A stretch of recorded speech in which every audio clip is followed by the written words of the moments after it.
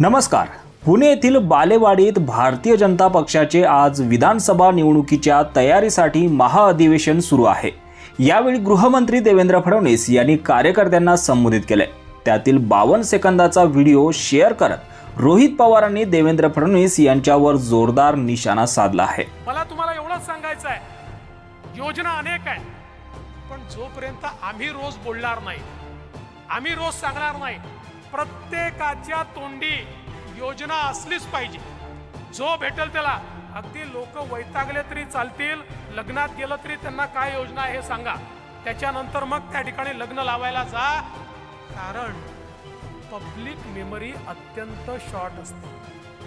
आपण काल काय बोललो हे आज लोकांना लक्षात राहतं। तर याच व्हिडिओवरून रोहित पवारांनी आपल्या पोस्टमध्ये म्हटलं आहे की माननीय फडणवीस साहेब, पब्लिकची मेमरी अत्यंत शॉर्ट असते, कारण आपण काल काय बोलतो हे आज लोकांना लक्षात राहत नाही।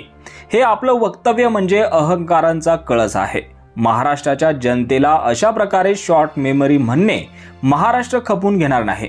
एखाद्या योजनेचे 1500 रुपये दिले म्हणजे तुमच्या सरकारने केलेली पाप, भ्रष्टाचाराचे कारनामे, सत्तेची मस्ती, महाराष्ट्राच्या अस्मितेचे तोडलेले लचके आणि त्यातून महाराष्ट्राला झालेला मनस्ताप महाराष्ट्राचा शेतकरी, युवा, महाराष्ट्राची जनता विसरेल असा तुमचा समज असेल तर मग महाराष्ट्र तुम्हाला अजून कळलेलाच दिसत नाही।